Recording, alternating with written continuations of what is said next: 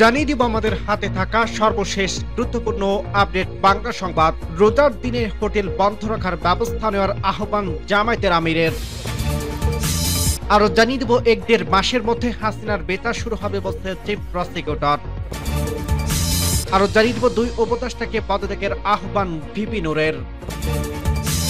এবং আরো জানিয়ে দেব ১ মাসের মধ্যে রোডম্যাপ না দিলে রাজনৈতিক শক্তিগুলো পরবর্তী সিদ্ধান্ত নেবে বলছে সালাউদ্দিন আহমেদ।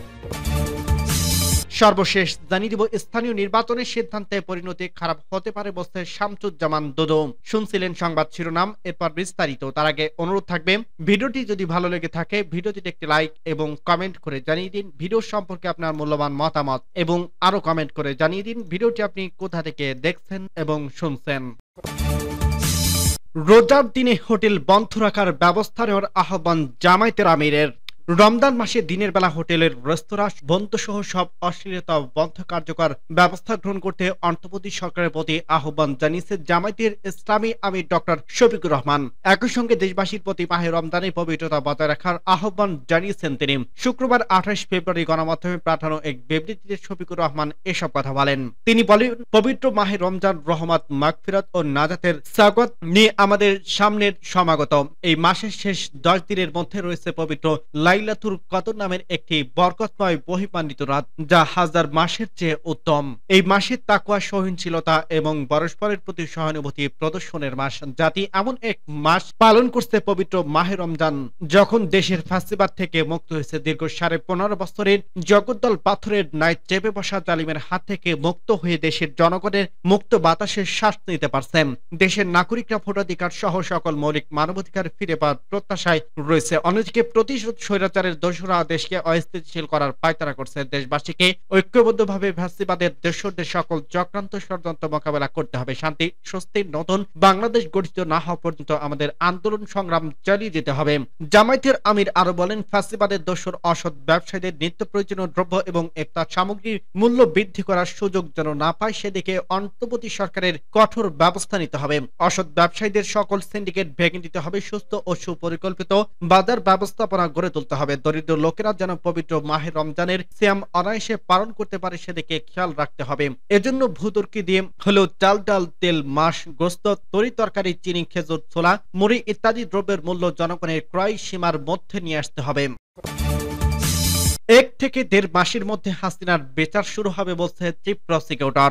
ভারত স্বৈরাচার শেখ হাসিনাকে ফিরিয়ে না দিলে তার অনুপস্থিতিতে বিচার হবে বলে জানিয়েছে অন্তর্বর্তী সরকারের আন্তর্জাতিক অপরাধ ট্রাইব্যুনালের চিফ প্রসিকিউটর মোহাম্মদ তাজুল ইসলাম। শনিবার সিলেট নগরের পিটিআই মিলনায়তনে কর্মশালা শেষে সাংবাদিকদের এক প্রশ্নের জবাবে তিনি একথা জানান। মোহাম্মদ তাজুল ইসলাম বলেন, ১ থেকে ১.৫ মাসের মধ্যে ক্ষমতাচ্যুত শেখ হাসিনা বিচার করা শুরু হবে। তার বিরুদ্ধে দায়ের করা বিশেষ মামলাগুলো তদন্ত প্রতিবেদনে কয়েকটি মাসের মধ্যে পাশ হবে বলে আশা করছে। প্রতিবেদন হাতে পেলে আনুষ্ঠানিক বিচার কার্যক্রম শুরু হয়ে যাবে। শেখ হাসিনা ফিরিয়ে আনার বিষয়ে তিনি বলেন, একটা হচ্ছে ইন্টারপোলের মাধ্যমে রেড নোটিশ জারি করে গ্রেপ্তারের চেষ্টা সরকারের পক্ষে অব্যাহত আছে। গ্রেপ্তারি পরোয়ানা ট্রাইব্যুনাল থেকে পেয়েছি, সেটা ইন্টারপোলের কাছে পাঠানো হবে যাতে তাকে গ্রেপ্তার করা হয়। আরেকটা হচ্ছে হাসিনা ভারতে আছেন আর সে দেশের সঙ্গে আমাদের বহিঃ সম্পর্ক চুক্তি আছে। সেই চুক্তির শর্ত অনুযায়ী বাংলাদেশ থেকে পালিয়ে যাওয়া কোনো আসামি যদি ভারত থেকে থাকে তাহলে ফিরিয়ে দেওয়ার অনুরোধ করব এবং চুক্তি অনুযায়ী তারা সেটা করতে বাধ্য। বাংলাদেশের পক্ষ থেকে অনুরোধটা করা হয়েছে, সেটা তার হাতে পেয়েছেন, কিন্তু এখন পর্যন্ত কোনো জবাব দেননি। মোহাম্মদ তাজুল ইসলাম বলেন, এখন ভারতকে সিদ্ধান্ত নিতে হবে তারা একটা অপরাধীর পক্ষে অবস্থান নেবেন নাকি গণহত্যা ও ন্যায় বিচারের পক্ষে একটি আইন শাসনের প্রতি তাদের অবস্থান গ্রহণ করবেন। সেই কারণে আমরা আশা করছি ভারত যদি আইনের প্রতি শ্রদ্ধাশীল হয়ে তবে শেখ হাসিনাকে প্রত্যাপন করবেন, তা না হলে আইন অনুযায়ী তার অনুপস্থিতিতে বাংলাদেশের বিচার ব্যবস্থায় বিচার চলমান থাকবে। ২ উপদেষ্টাকে পদত্যাগের আহ্বান ভিপি নূরের। বর্তমান অন্তর্বর্তী সরকারের নিরপেক্ষতার নীতিতে ২ উপদেষ্টা সহ আসিফ ও মাহফুজ আলম সরকারের প্রতিনিধিত্বকারী জাতীয় নাগরিক পার্টির সংশ্লিষ্ট ছাত্র প্রতিনিধিদের পদত্যাগের আহ্বান জানিয়েছেন গণ অধিকার পরিষদের সভাপতি নুরুল হক নূর। শনিবার ১ মার্চ বিজয়নগরে আল রাজি কমপ্লেক্সের গণ অধিকার পরিষদের কেন্দ্রীয় কার্যালয়ে এক জরুরি সংবাদ সম্মেলনে তিনি এই আহ্বান জানান। নূর বলে, ছাত্র জনতা জুলাই অভ্যুত্থানের ১.৫ দশকের ফ্যাসিবাদের পতনের মাধ্যমে রাষ্ট্র ও আগামী আগামী নতুন বাংলাদেশ বিনির্মাণে গণ অভ্যুত্থানে অংশীজনদের নিয়ে একটি অন্তর্ভুক্তিমূলক জাতীয় সরকার গঠনের জন আকাঙ্ক্ষা তৈরি হলে দেশি বিদেশি অদৃষ্ট ষড়যন্ত্রের কারণে সেটি হয়নি। একটি নির্দিষ্ট বলয় কেন্দ্রিক সরকার গঠিত হয়েছে, যার ফলে গণ অভ্যুত্থানকে কেন্দ্র করে যে জাতীয় ঐক্য হয়েছিল সেটি আজ তাতে ফাটল ধরছে, বিভাজনের সৃষ্টি হয়েছে, যা এই মুহূর্তে জাতির জন্য কোনোভাবেই কাম্য ছিল না। গণ অধিকার পরিষদের শীর্ষ এই নেতা বলেন, এই অবস্থায় সরকারে থাকা ৩ ছাত্র উপদেষ্টার মধ্যে একজন পদত্যাগ করে একটি নতুন রাজনৈতিক দল গঠন করছে। তারুণ্যের রাজনৈতিক দল হিসেবে গণ অধিকার পরিষদের রাজনীতিতে তরুণদের অংশগ্রহণকে সবসময় উৎসাহিত করেন। নতুন দলকে স্বাগত জানাই, তবে গণ অভ্যুত্থানকে কেন্দ্র করে গুটি কয়েক ছাত্র নেতা সরকারের নিয়ন্ত্রণ থেকে প্রশাসনের বিভিন্ন জায়গায় অযাচিত হস্তক্ষেপ, সরাসরি কর্মকর্তা ও সরকারি কর্মচারীদের জনগণের মধ্যে একটি অস্বস্তি তৈরি হচ্ছে। যেহেতু আন্দোলনে পরিচালিত মুখ থেকে সরকারের প্রতিনিধিত্বকারী ছাত্র রাজনৈতিক দল গঠন করছে, সেহেতু সরকারের নিরপেক্ষতা বজায় রাখা ও জনগণ সহ রাজনৈতিক নেতৃবৃন্দর আস্থা ধরে রাখতে সরকারে থাকা অন্য 2 ছাত্র উপদেষ্টা সহ সরকারের প্রতিনিধিত্বকারী সকল ছাত্রদের পদত্যাগের আহ্বান জানাচ্ছে। জাতীয় ঐক্যমতের ভিত্তিতে গণ অভ্যুত্থানে অংশীজন নিয়ে উপদেষ্টা পরিষদ পুনর্গঠন, আহতদের চিকিৎসা ও পুনর্বাসন এবং শহীদ পরিবারকে ক্ষতিপূরণ ও পুনর্বাসন, গণহত্যায় বিচার ও আওয়ামী লীগের নিষিদ্ধ যথাযথ পদক্ষেপ গ্রহণ। এ সময় উপস্থিত ছিলেন গণ অধিকার পরিষদের উচ্চতর পরিষদের সদস্য ফারুক হাসান, শাকিলুজ্জামান, শহীদুল ইসলাম ফাহিম, ফাতেমা তাসনিম, জসিমউদ্দিন, আকাশ, মাহফুজুর রহমান খান প্রমুখ।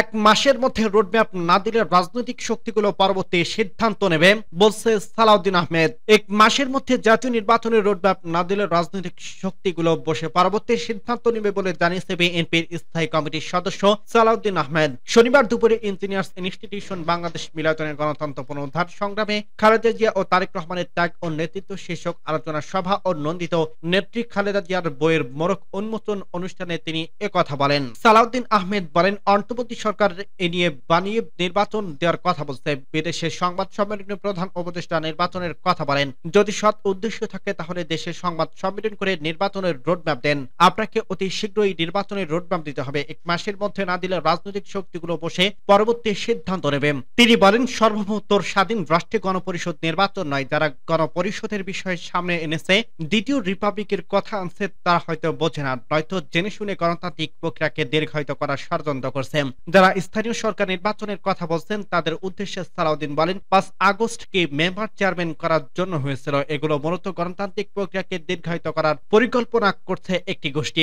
তিনি বলেন, এই গণ অভ্যুত্থানের পর সুস্থ ধারার রাজনীতিতে আওয়ামী লীগ আর কখনো ফিরতে পারবে না। দলটি যদি আবারও রাজনীতির সুযোগ পায় তবে সেটা আমাদের রাজনৈতিক ব্যর্থতা। বিএনপির স্থায়ী কমিটির এই সদস্য আরো বলেন, 5 আগস্ট নির্ধারণ হয়ে গেছে, দেশে আর মানুষ আওয়ামী লীগের রাজনীতি চায় না। সেই দলটি এখন আর বিচারে আওতায় আনা হয়নি, শুধু মুখেই বলে অন্তর্বর্তী সরকার।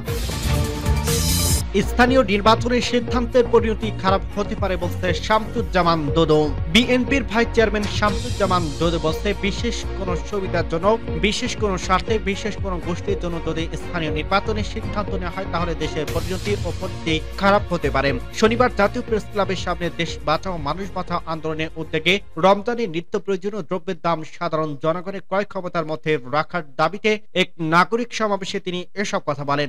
দুদু বলেন, আওয়ামী লীগ সরকারের আমাদের দেশের যে অস্বাভাবিক অবস্থা ছিল তখন নিত্য প্রয়োজনীয় দ্রব্য ক্রয় ক্ষমতার বাইরে ছিল, সবকিছু সিন্ডিকেটের নিয়ন্ত্রণে করত।